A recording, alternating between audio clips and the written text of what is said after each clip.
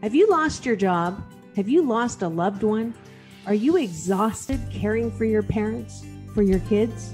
Well, you can find immediate relief when you read Sheila Mac's new #1 bestseller, Bootstraps and Bras. It contains the Boots formula to move from rock bottom back into action in any situation, especially right now. So if life has knocked you down, pick yourself up with Bootstraps and Bras. Get your copy at www.sheilamac.com today. Are you ready for a reboot? Welcome to the Sheila Mac Show, reality at its finest. History reminds us those hit hardest often become the change makers. This year, we've all hit crazy economic, social, and emotional rock bottoms. We all get knocked down. Something hits globally, locally, personally. It affects our health, finances, our relationships. We have to recreate a business or career. Each show, Sheila and her special guest will be sharing their reboot stories, guiding you with real solutions to upgrade and up-level emotionally, mentally, physically, spiritually, and financially. Here on NBC's KCAA Radio, Mondays at 1 and Wednesdays at 7 p.m. Pacific Time. If you're ready to pull yourself up by the bootstraps and bra straps, enjoy a listen. Here's Sheila.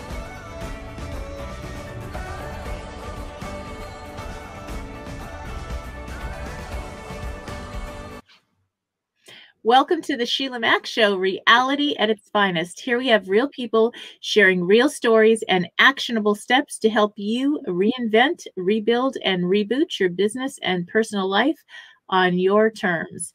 I'm your host, Sheila Mac, and today we have Cho Lin Mo. She is an alternative and Chinese medicine expert.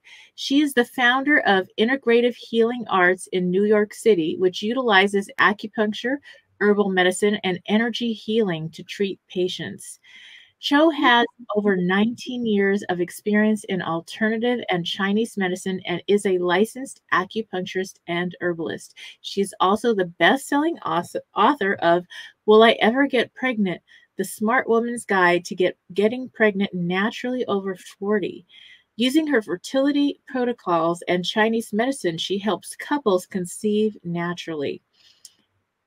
Okay, and she is regular contributor for Mind Body Green and has been featured on Dr. Oz, The List, Good Day, New York, a whole bunch of other ones, and now the Sheila Mac Show. The show. Thank you so much for having me on the show. I'm very excited to be here. And one of the things that this show was based on my new best-selling book, Bootstraps and Bras, the formula to go from rock bottom back into action in any situation. And this last year, we've had so many different situations, and in our life, in everybody's life, we have tough situations that we sometimes face. So I'd love to ask you if you have a story maybe about your personal life or your business where you helped to overcome a tough situation and how you got back on track. Okay. Well, I mean, we're all right now in a challenge, but I look at it as, you know, earlier we were saying as kind of like a correction, right? Mm-hmm. So I feel very positive about it.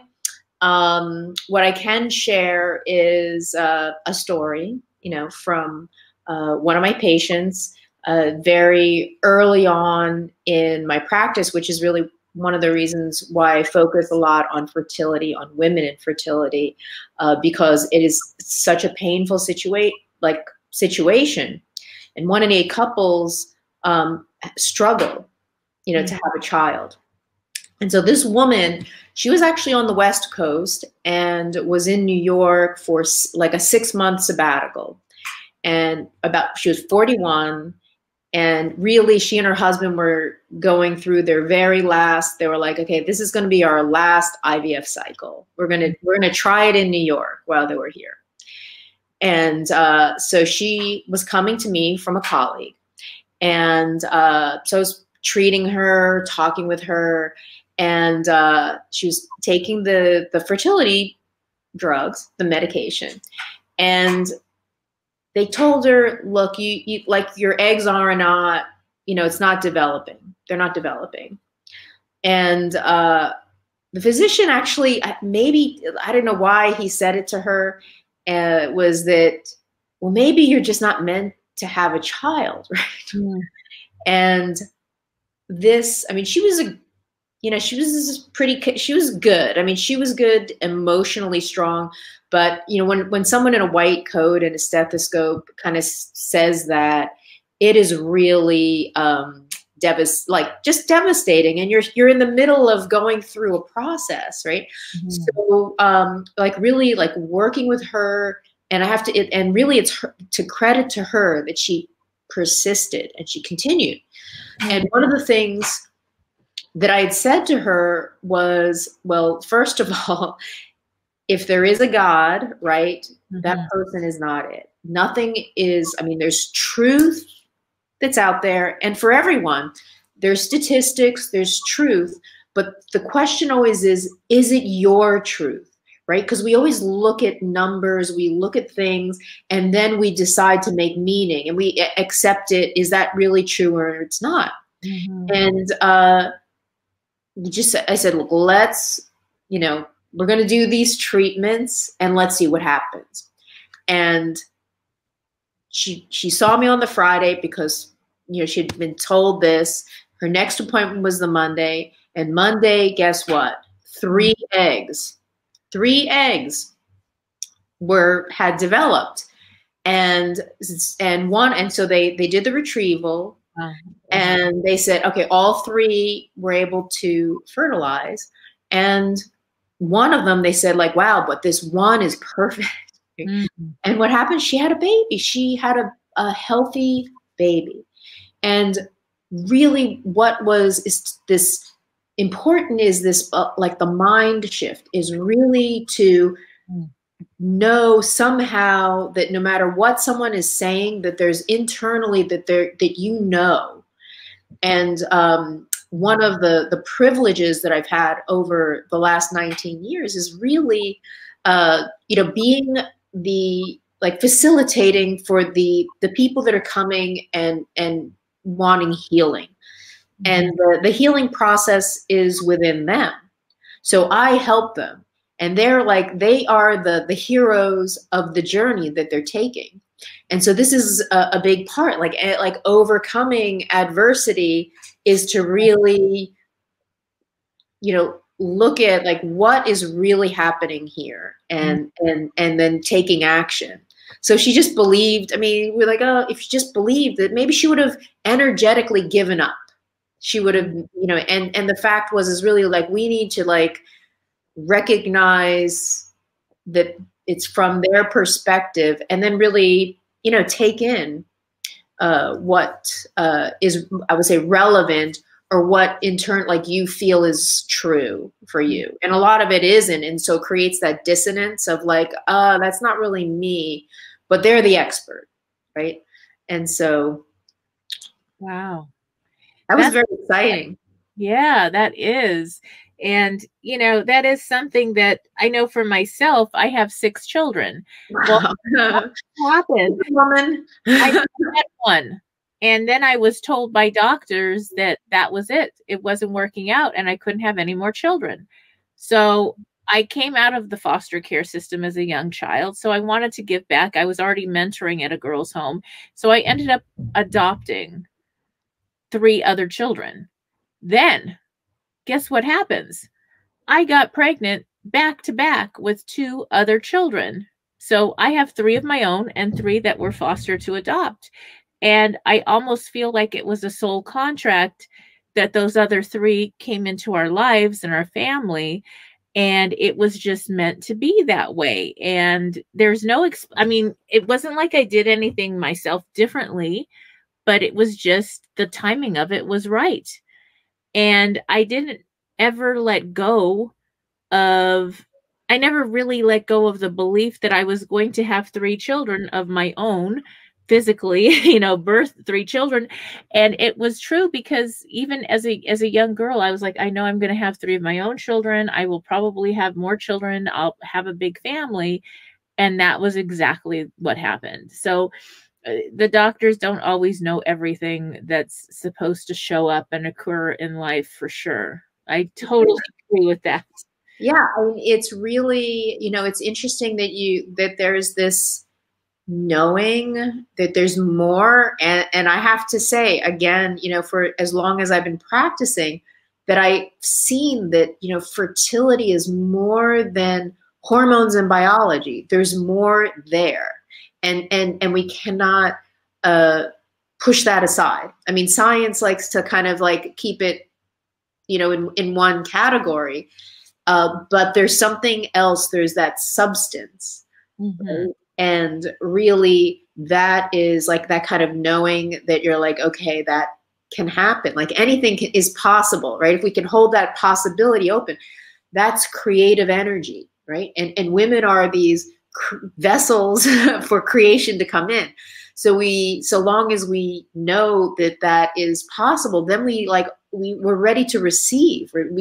It's so possible. And I've seen it so many times.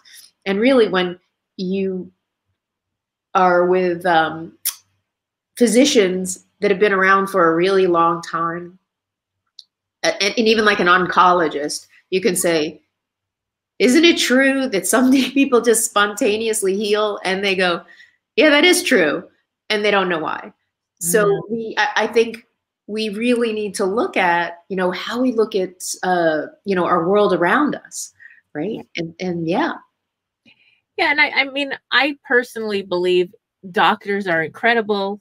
I love my doctors. It's great to have checkups, and especially before things get serious, to go in and know what something is going on so you can course correct. You can have wellness choices, whatever you can do to get ahead of something. But then there's the whole other aspect of wellness and different things that you can do to enhance wellness and just enhance maybe longevity or the quality of life that you have. And I know that you do acupuncture, and I was mentioning before we got on the show that I also go to my acupuncturist once or twice a month, and I do the cupping and I get the acupuncture treatment, and I've done that for many, many years.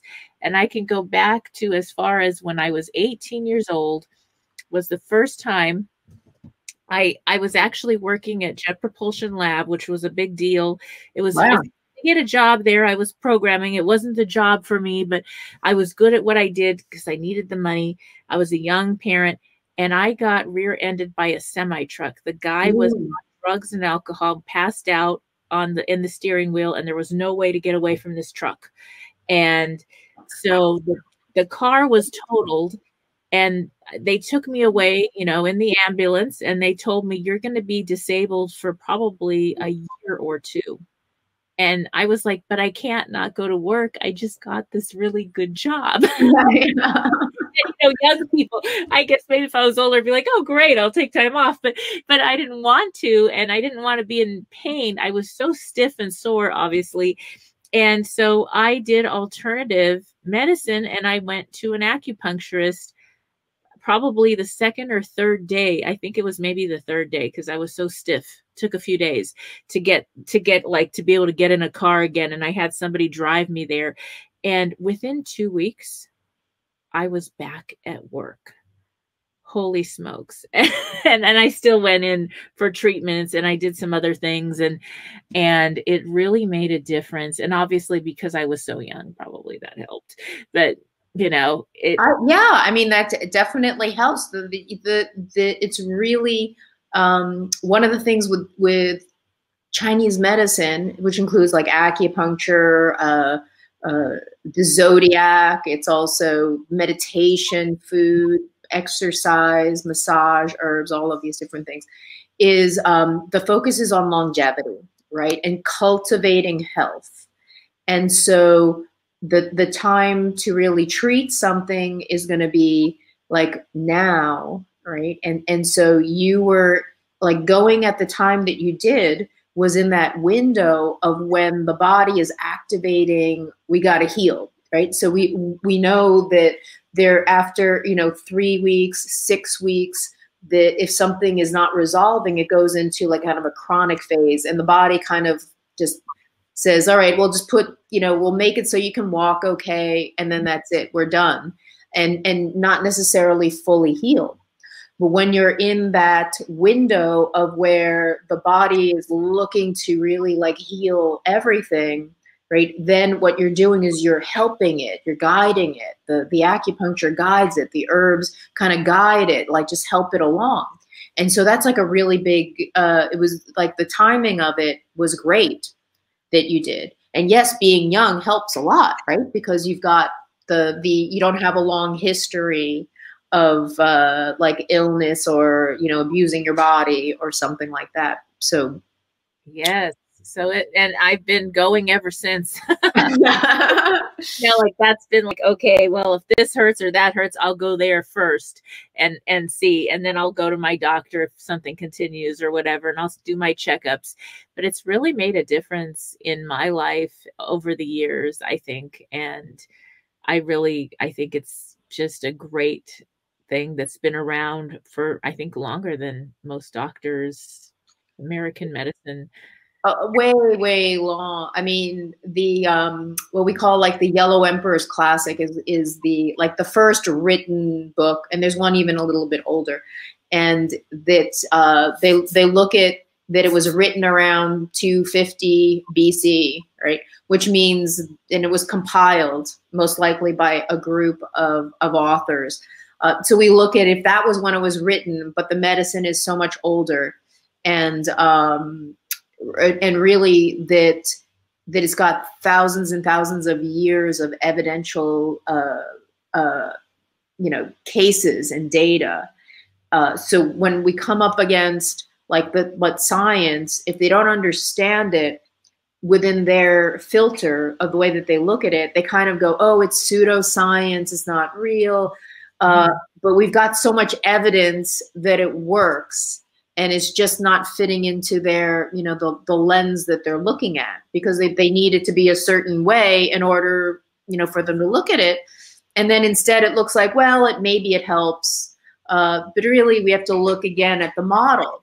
What's the model? The model of health is really, using everything, not just like one ingredient in isolation. Right? Because that's not the way the world is. We're influenced all the time by our environment and what we do, what we think, how we think about things. Right? We've got this powerful, our mind, right? Not our brain, but our mind.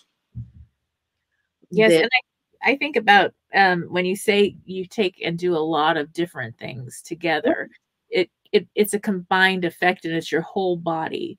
So if you have one piece of your body, one part of you is, maybe it's the fertility situation or something else is going on. It's a whole system. It's not just that one part of your body that's compensating for that situation, or that's why that situation shows up. So to be able to treat the whole body makes a big difference. And I can't help but think of Tony Robbins and how he says you need to take massive action. You want to get the best results, you need to take massive action. So if when you want to heal better, you got to go take massive action. And I've done that many times with different. I tore a meniscus, my knee. And they said, well, you have to go have surgery. And I was like, okay. I was traveling full time and enjoying myself. And I really didn't want to be out of capacity and commission for 3 to 4 months. And that's what they told me was going to happen with this knee surgery, which then I looked at the studies, and I think it was like more than half of the people had absolutely no difference in their knee. And I was like, I don't think that's going to work. Right. And I actually did a combined thing for myself where I went and I did stem cell therapy. This was back in 2012 when not a lot of people heard about stem cell therapy. So I did stem cell therapy and I did cryotherapy when it first came out, and I did acupuncture. And I was back within a month, jumping up and down, and I was still walking. There was never a downtime. And so it really did make a difference. But I took that massive action, And I didn't take drugs or painkillers. I wanted to feel my limitations so I didn't overdo it. If I thought that if I masked it with a lot of drugs, I wouldn't feel where to stop. And so I did it my own way, and I haven't had any other treatment since. Now that was what, 2012, and now 9 years already. Yeah. and I'm still fine. And so never had that surgery. Well, you have the beauty and the experience to trust, and then also if you're receiving acupuncture twice a month or other body work and doing things like meditation and exercise, that you've developed this mind-body connection. So you can actually feel within yourself what feels right. And kind of going back to that story about that woman, that a big portion of her healing was really like feeling, you kind of feel in yourself, what is that true or not? Right? Because once we say like, oh, someone else knows so much better than we do, then we also give up our power. Then we're kind of that ability that we have, right? So, and also there's the, getting back to what you were saying, like taking massive, or Tony Robbins saying, taking massive action is, like for instance, if someone is struggling with fertility is a symptom of, one symptom of the body maybe not being in alignment or out of balance. And something like an injury, we know if someone sprains their ankle, naturally it will resolve in like 3 to 4 weeks to kind of like to heal. If it's not happening, then there's some other aspect internally with their immune system or some other thing that is then inhibiting the natural healing process over time, right? So we don't necessarily expect the next day or 100%, but we do expect after a certain period of time that it'll heal. And so these like pseudo chronic conditions usually come from underlying, like deeper things that are not being addressed or kind of are ignored and long term. And that's why that connecting to your body and like really knowing, like, are you feeling okay or you're not feeling okay? So that's important, right? Listening, really listening makes a difference. And I think honoring sleep, I think a lot of us, especially moms, we tend to do so much, working moms, and you taking care of your kids, you have the baby, you went through the fertility, you have the children now, and you've got so much on your plate, and we say yes to everything, and we don't do our sleep. And then you go to a personal trainer, the first thing they'll tell you, I just went to the personal trainer and said, okay, we got to get rid of the COVID weight. And they tell me, okay, you have to rest. You have to have days off. There's arm day, and then there's leg day, and then there's a rest day, and then there's this day, and there's that day. And if you don't rest, the rest is where we recover. Right. Or we study neuroscience, neuroplasticity. The rest day is where the learning actually takes effect. Our brain rewires not when we're studying, but afterwards when we rest.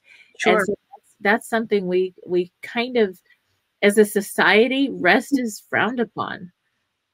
Oh yeah, your body is doing so much when you're sleeping. It's like they think about, oh, I'm not doing anything and it's not that important.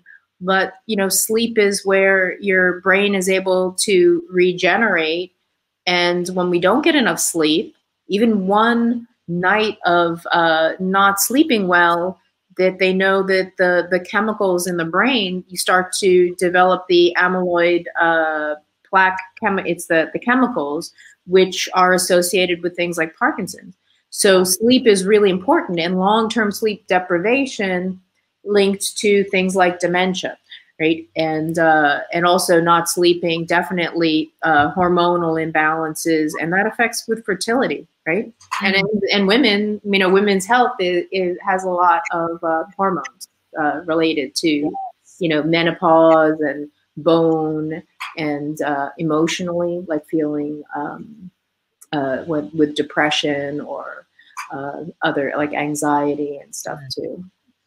Yes, and this year I think more than, or this year slash last year. So for the last 12 months, let's say with the universal pause, reset, pandemic, whatever we want to call it or refer to it as, during this time, there has been so much stress and anxiety, not having even the outcome.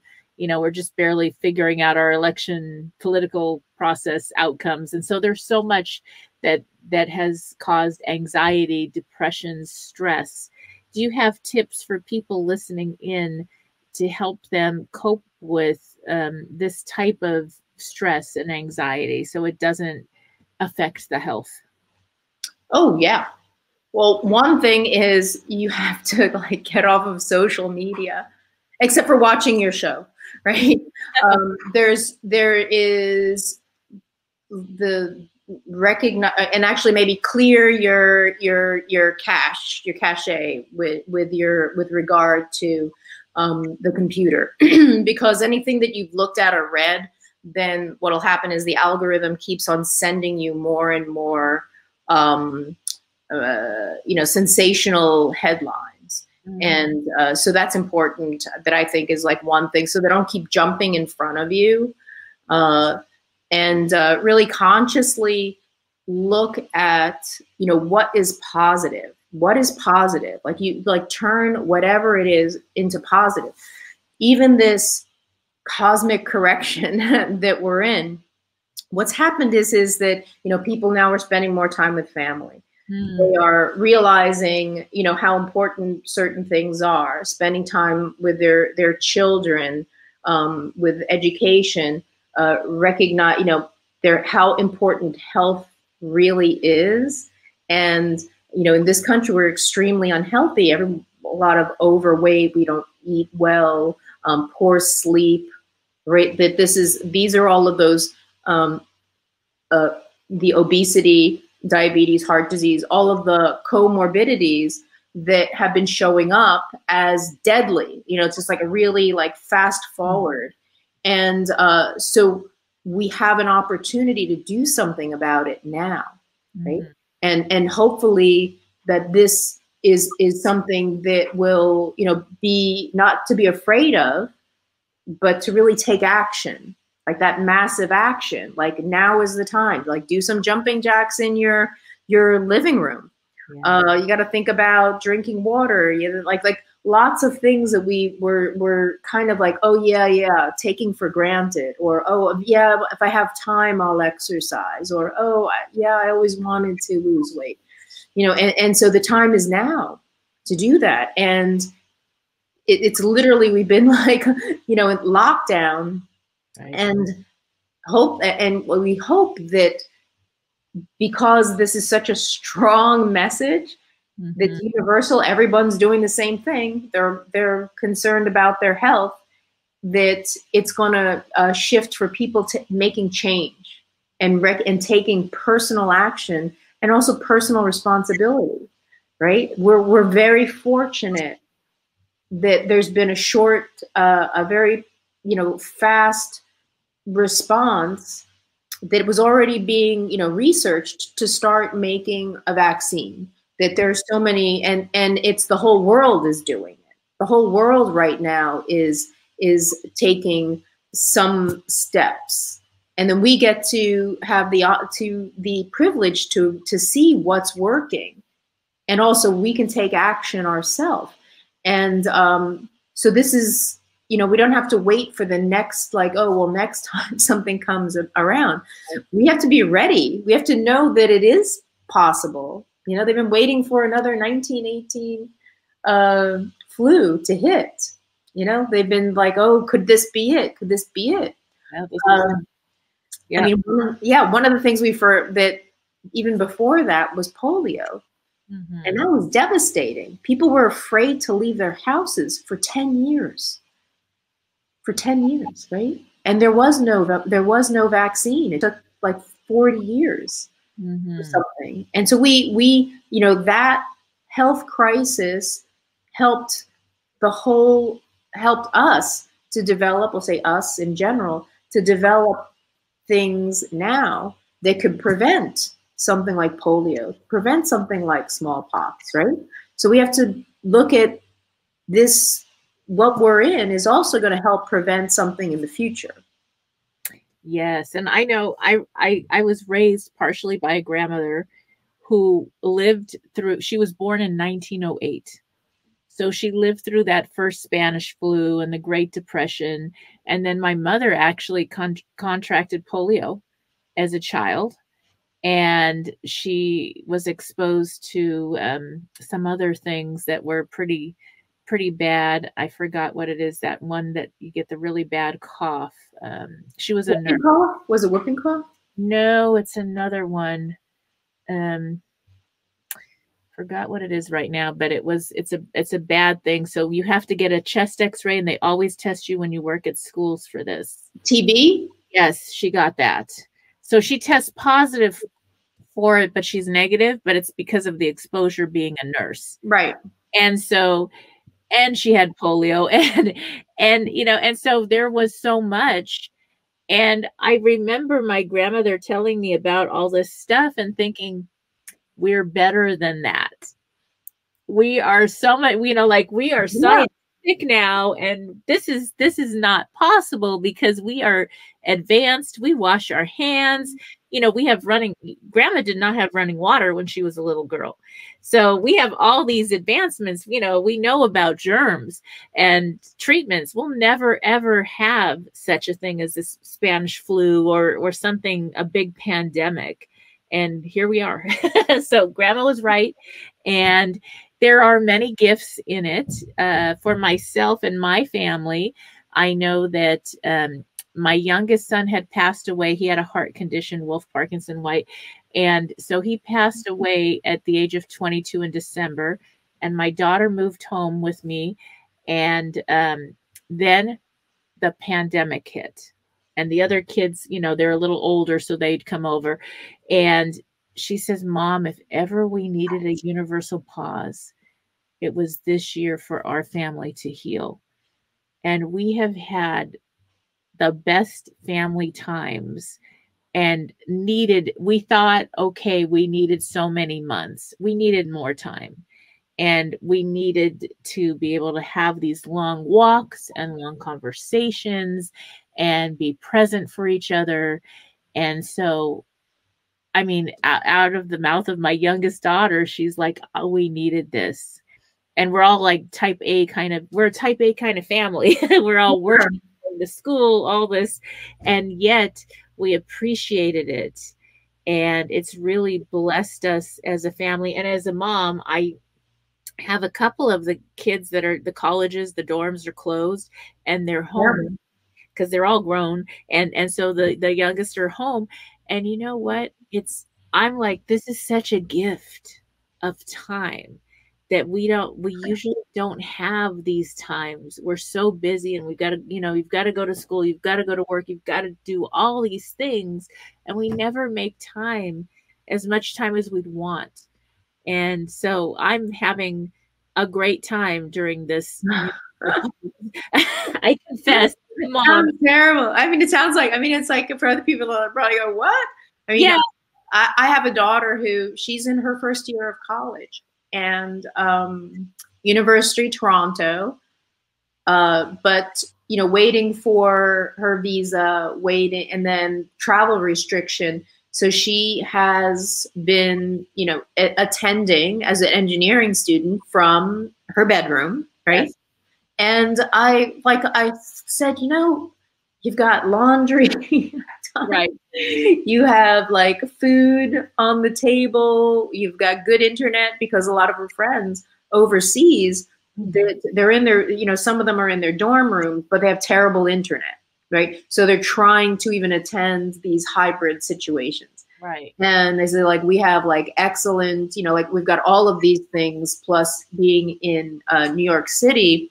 You know, people are wearing masks. You can walk outside, walk to the East River, you know, like there's open space. Mm-hmm. And if she were in a dorm situation as a first year, she would be navigating, I guess, roommates, the food service, class time, social things, living in a new city, like all of those things aside from studying, right? And those are the things that can become a distraction and make it hard to, have a very successful first year at college, like away from home.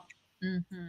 And so I said to her, I said, like, actually, I think probably your first year being home is also what has helped you to, you have this support. Although, of course, she's missing out on, meeting new people and that whole aspect of university.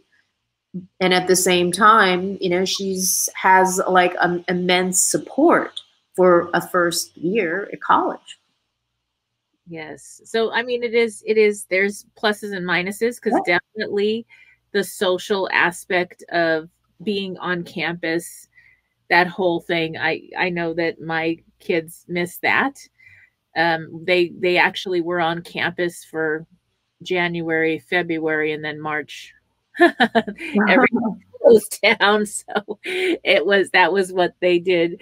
And it was not enough time to really get to know a lot of the other friends. But now they both do outside of the house part-time work. And, they have to wear masks. They're not there full time, but they don't need to work. They're working because they need to work for their mental sanity. So that's what it's true. So it's cute, but it's something. So it is important to get out of the house every day. Absolutely. Get some vitamin D. I mean, even before that, I'm someone who will have to walk outside and walk around the block. I have to look at the sky and really, take some air in, and just not feel so cooped up, right? Just for, and people are already, I mean, I would say, the younger generation is accustomed to having these, relationships online. They're all online using Discord, or before that was Snapchat and Zoom, and they have their Netflix night where they're all watching movies together. So I would say the younger people are actually pretty well adapted to some of this, the virtual world. I actually like to see people in person. I like to pick up the phone and call them and not text them. It's like, all right, the texting, I'm like, I'm just going to call. We're back and forth texting. Right. Yes. Yes. And I'd love to hear, you had mentioned earlier about numerology playing a part in acupuncture. How does that work? And the Zodiac? Yeah, the Zodiac. Okay, so the Zodiac is based on 12 different zodiacs, and they correspond to the 5 elements. And so if you're acupuncturist, so acupuncture points also correspond to, we call it like elements, like fire, earth, metal, water, and wood. Right? And the meridians also correspond to elements as well.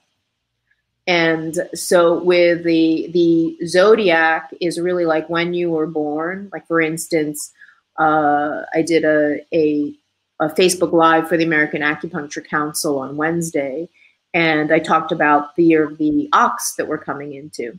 So which is on February 12th. And the ox is a earth sign, right? You can imagine it's like very earth. But our element for this year, as it starts to go around, is a metal year. So we are looking at a metal ox or a golden ox. So we're going to be under this influence for the energy of this year. And so that is, the ox is associated with agriculture. So we're sowing the seeds for the future. So the idea we're going to be needing to get to work, right? We've got to like plow the field. The energy of the ox is very reliable, very honest, and hardworking, right? Also can be a little bit stubborn, right? But they're great in terms of, having a plan. Think they like plow the fields in a line, And one of our, famous Year of the Ox people was Barack Obama. He was pretty steady, like, this is the plan, this is what we're going to roll out. And then, so with the Chinese Zodiac, they've got, the 12 Zodiac, and then depending, every 12 years, it comes back to the animal Zodiac, but then the element of the year will change. So then after 60 years, we come back to exactly our year and element of when we were born. Oh, wow. The 60-year cycle. And the zodiacs are based on the traveling of Jupiter